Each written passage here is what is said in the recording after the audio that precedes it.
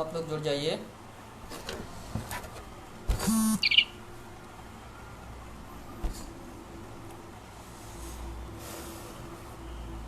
जल्दी से जल्दी सभी साथी जुड़ जाइए।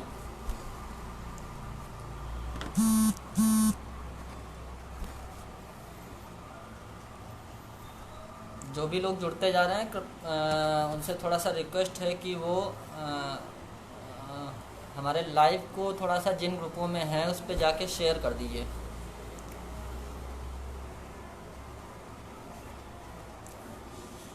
नमस्कार, थोड़ा सा बता दीजिए भैया आवाज़ आ रही है या नहीं आ रही। बहुत थोड़े समय में हम अपनी सारी बातें रखेंगे, आप लोगों की सारी बातें सुनेंगे। जो भी साथी जुड़ रहे हैं कृपया बता दीजिए आवाज़ आ रही है या नहीं आ रही।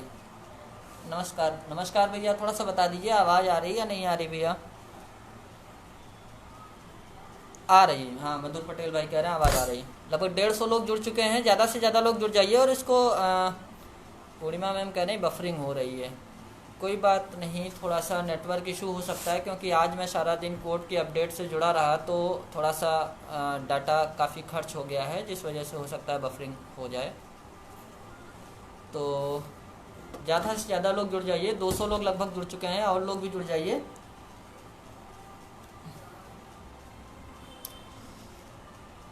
जिससे हम अपनी बात को शुरू कर सकें।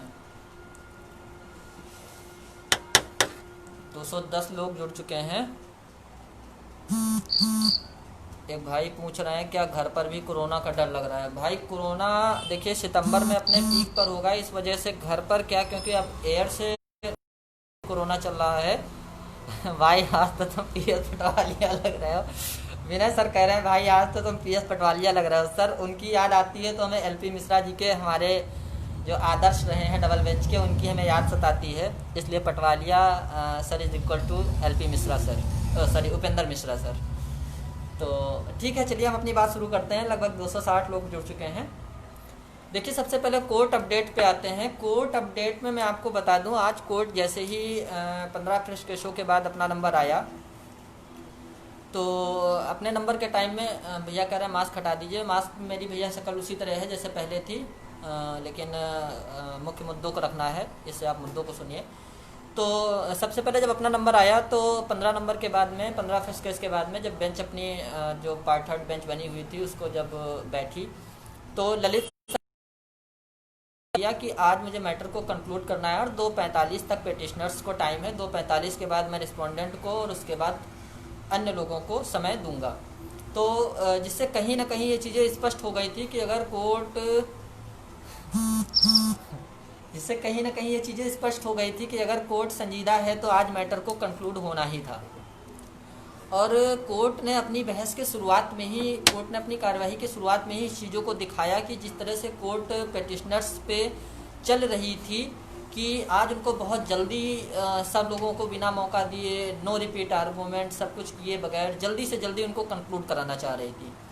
अब शुरुआत होती है पीएस पटवालिया साहब से। पटवालिया साहब दोबारा से एक बार मौका मांगते हैं कि ऐसा करिए साहब, हमको दोबारा से मौका दे दीजिए, कुछ आर्गूमेंट हमारे छूटे हुए हैं। तो कोर्ट ने उसी के बीच में उनको मौका दिया। तो उस पर क्या होता है, जब कोर्ट कार्यवाही चलती है वर्चुअल कोर्ट में तो सभी के माइक अनम्यूट होते हैं, सभी लोग अपनी अपनी बात रख सकते हैं। तो जज साहब को लगा कि इस तरह से शायद उनकी बातें ख़त्म ना हो पाएँ, तो उन्होंने जो कंट्रोल रूम था, कंट्रोल रूम से कहा कि ऐसा करिए, मैं जिसको अलाउ करता जाऊंगा आप उसका माइक अनम्यूट करिएगा, बाकी सबको म्यूट पे रख दीजिए। तो कोर्ट ने टाइम बाय टाइम कुछ लोगों के माइक अनम्यूट कराए, उनका सबमिशन लेते गए और उसके बाद उनको म्यूट करते गए। इस हिसाब से कोर्ट ने लगभग और जो भी सबमिशन निकल के आ रहे थे पेटिशनर्स की तरफ से, वो सबमिशन टोटली घूम फिर के वही बीएड पे आ रहे थे, चाहे वो ट्रेनी ट्रेंड के विवाद पे हों, चाहे वो मतलब बीएड के अमेंडमेंट पे लेके हों। तो इस तरह से सारी चीज़ें घूम फिर के उसी बीएड के मैटर पे ही निकल पे आ रही थी। और एट लास्ट जब बीएड के मैटर पे निकल के आती थी तो उसको ललित सर साफ साफ कहते थे कि बीएड को आपने सिंगल बेंच पे चैलेंज नहीं किया और बीएड की गवर्निंग अथॉरिटी एनसीटी ही है, इसलिए उस पर तो आप कतई कुछ मत बोलिए। तो इस तरह से चीज़ें घटती रहीं। और उसके बाद जब हम लोगों का लंच के बाद जब प्रक्रिया शुरू हुई और 2:45 के बाद जब हम लोगों का टर्न आया तो स्टेट की तरफ से पटवालिया मतलब साल्वे सर ने रिस्पोंडेंट की तरफ से साल्वे सर ने और स्टेट को अप्रोच किया कि सर आप पहले सबमिशन रखिए। तो मैम ने सबमिशन रखते हुए एक बढ़िया सबमिशन रखा। मैम ने टोटली अपने सबमिशन के शुरुआत में पूरे डाटा को एनालिसिस किया, जो डाटा उन्होंने मॉडिफिकेशन पे जनरेट किया था, कि उस डाटा पे टोटली कि कितने कैंडिडेट हैं जो 40-45 पे पास हो रहे हैं, कितने कैंडिडेट हैं जो 60-65 पे पास हो रहे हैं, और कितने कैंडिडेट हैं जो 40-45 60-65 के बीच में पास हो रहे हैं। तो टोटली उस तरह के डाटा से उन्होंने ये कोर्ट को कन्विंस करने का प्रयास किया कि नहीं साहब, जो आप जो मैंने एक बेस मार्क बनाया है, जो एक डेडलाइन बनाई है, उस डेडलाइन के ऊपर हमारा कहीं ना कहीं उद्देश्य क्वालिटी को जनरेट करने का है, और यहाँ पर हम किसी के साथ में पार्शलिटी नहीं कर रहे हैं। उसके बाद उन्होंने बताया कि साहब अगर मान लीजिए इसको आप डिक्रीज़ करके 40-45 कर देते हैं तो किस तरह से लगभग 96% लोग पास हो जाएंगे और इसका कोई औचित्य नहीं रहेगा। तो उनकी जो बहस शुरू हुई वो मॉडिफिकेशन के डाटा से शुरू हुई थी।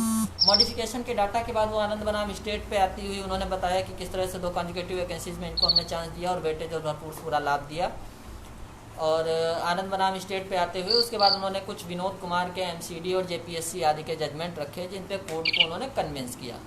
देखिए, मैं बिल्कुल खुली बात कहूँगा कि जहाँ पर एक जगह पर कोर्ट उनसे थोड़ा सा कन्विंस नहीं दिखी, वो बात थी कि उन्होंने भोला प्रसाद वर्सेस यूनियन ऑफ इंडिया का थोड़ा सा जिक्र किया। भोला प्रसाद वर्सेस यूनियन ऑफ इंडिया के ऑर्डर पे जहाँ पे कहा गया है कि 4 साल में इनको 1% देना है, 4 साल में इनको 1% का वेटेज देना है। तो वहाँ पे कोर्ट ने कहा कि नहीं, मैम ने कहा कि माय लॉर्ड, आपने ही कहा है कि इनको 4 साल में 1% का वेटेज देना है, और जबकि स्टेट ने इनको 4 साल में 25% का दिया है। तो कोर्ट ने कहा कि नहीं, मैंने कहा है कि सपोज़ ऐसा आप बनाइए जाके कि इनको 4 साल में 1% निकले, लेकिन ये गलती आपकी है कि आपने इनको इतना दे दिया। तो यहाँ पे कोर्ट थोड़ा सा उनसे इनकन्वेंस रही, और वो इनकन्वेंस हम नहीं मानेंगे उसको हम ये कहेंगे कि आपने उस चीज़ को कोर्ट के ऊपर थोपने का प्रयास किया कि माय लॉर्ड आपने ये गलती की, जबकि वो गलती आपकी नहीं है, माय लॉर्ड की नहीं है, इट मीन्स कोर्ट की नहीं है, वो गलती स्टेट ने की। तो उस चीज़ को उन्होंने दोबारा से रिफ्यूज़ किया स्टेट के ऊपर, तो उन्होंने उन बातों को माना। इस तरह से उनका आर्गूमेंट जब ख़त्म हुआ तो बहुत वरिष्ठतम और चर्चित, मैं कहूँगा, और पूरी तरह से विवादास्पद नाम जो सबसे ज़्यादा रहा और हमारे सबसे ज़्यादा चहेते हरीश साल्वे सर अपीयर होते हैं। हरीश साल्वे सर आते हुए ही कोर्ट से कहते हैं कि माय लॉर्ड, इनको आप डिमॉन्स्ट्रेट करके क्या सुनामी की बहार लाना चाहते हैं यहाँ पे, किस तरह से आप लोगों को पास करना चाहते हैं। इस तरह से उनके भी आर्गूमेंट कंक्लूड हुए, कुछ अच्छे उन्होंने फैक्ट रखे और क्वालिटी को उन्होंने बेस बनाया। फिर उसके बाद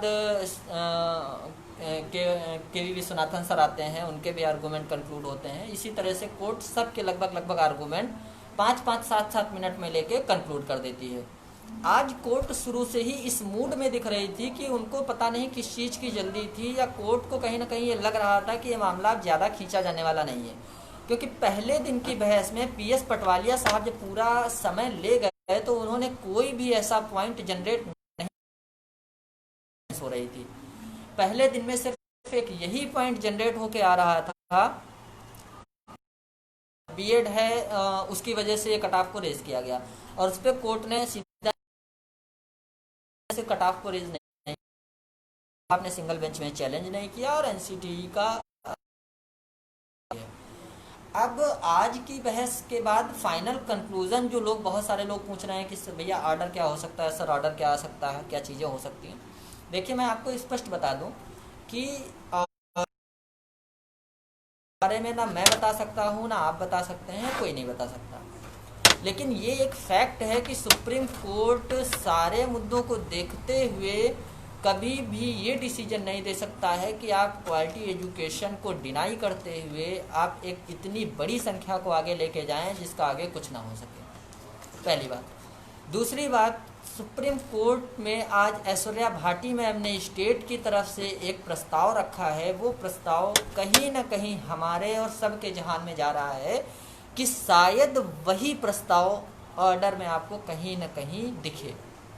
वो प्रस्ताव ये है कि माय लॉर्ड 67,867 की जो हमारी लिस्ट है ये फाइनल हो चुकी है। इस पे सिर्फ और सिर्फ हमको ज्वाइनिंग लेटर देना है। इस लिस्ट के को फाइनल करने के बाद आप अगली 51,000 सीटों पे आप किसी को भी कहेंगे, हम उस तरह से उसको अपॉइंट कर लेंगे।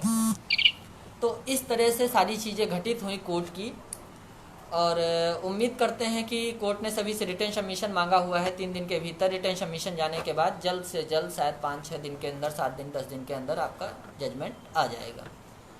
अब थोड़ा सा बात करते हैं 22,000 सीटों के मुद्दे पे।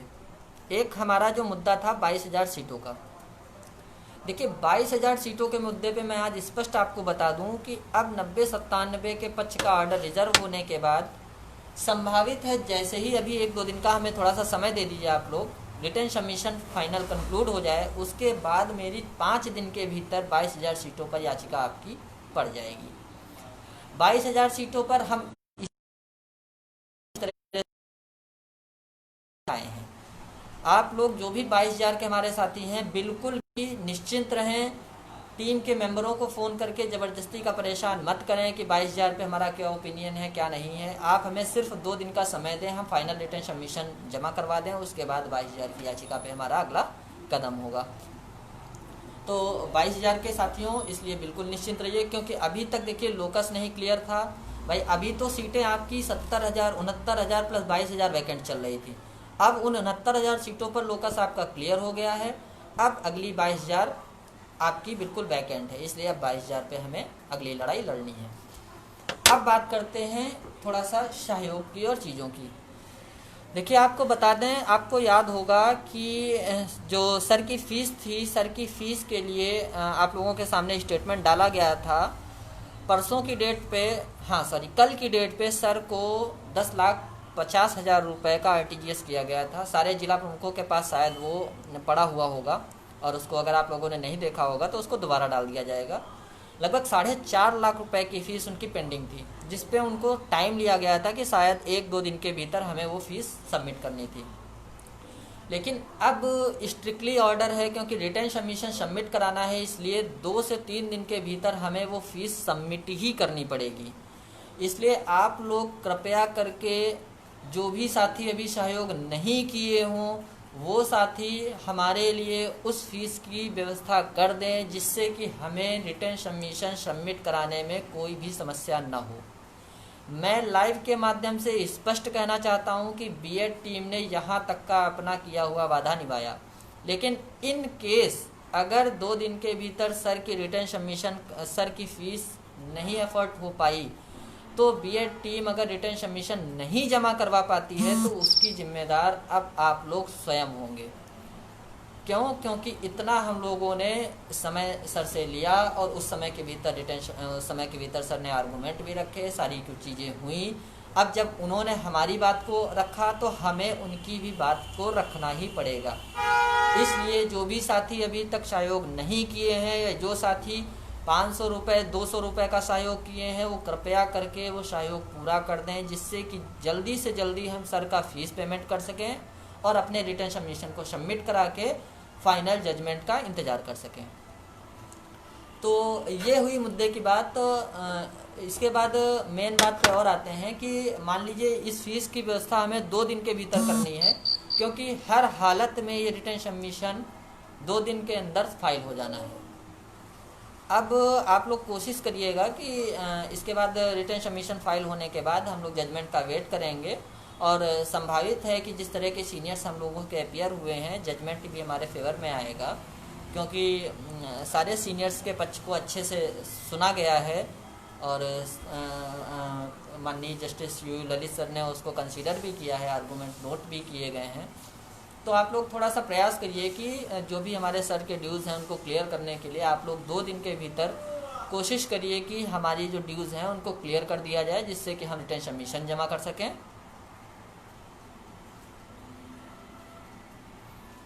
ये उमेश पंडित जी एक हैं, कोई फेलियर टाइप के हैं, वो बड़ा परेशान कर रहे हैं।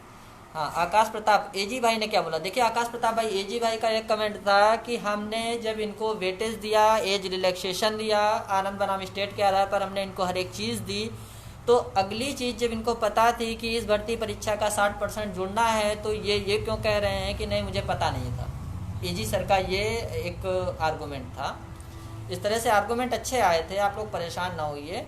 तो ये सारी चीज़ें हैं जो आप लोगों के बीच में रखनी थी। इसलिए आप लोग अब थोड़ा सा ये कोशिश करिए कि 2 दिन के भीतर जो डेडलाइन हमारे लिए मिली है वही हम आपको बता रहे हैं, 2 दिन के भीतर आप लोग भी वो कोशिश करिए, क्योंकि ये अब ऑर्डर आपका रिजर्व हो चुका है। बिल्कुल अंतिम बार एक बार आपको प्रयास करना है, और उस प्रयास के साथ हम सब लोग इस पूरे मामले से मुक्ति पा लेंगे। आज जितने भी फेलियर हैं वो हमारे लाइव पे आके बहुत एक्टिव हो गए हैं, बेचारे इतना परेशान हो गए हैं कि पूछिए मत। तो इसके साथ में ही अन्य एक अपील आप लोगों से और है कि यदि किसी साथी के पास कोई बहुत अच्छा जजमेंट, बहुत अच्छा फैक्ट या कुछ भी ऐसा है, तो मेरे पर्सनल व्हाट्सएप नंबर पे 9889122758 पे मुझे सेंड कर सकता है। मैं अपनी तैयारी में लग रहा हूँ, आप लोग अपनी तैयारी में उम्मीद है 2 दिन के भीतर लग जाएंगे और टीम को निराश नहीं करेंगे, जिससे कि हमारी जो तैयारी है रिटर्न सबमिशन को फाइल करने की, वो 2 दिन के भीतर हम उसको फाइल कर सकें। तो आप लोग भी कोशिश करिए कि जो सर के व्यूज़ हैं उनको 2 दिन में हम क्लियर कर लें किसी भी तरह। और बस यही आप लोगों के बीच में बातें रखनी थी। तो आप लोग प्रयास करिए कि चीज़ें सार्थक दिशा में जाएंगी आगे, और हम सब ज़रूर जीत के लक्ष्य को प्राप्त करेंगे। धन्यवाद।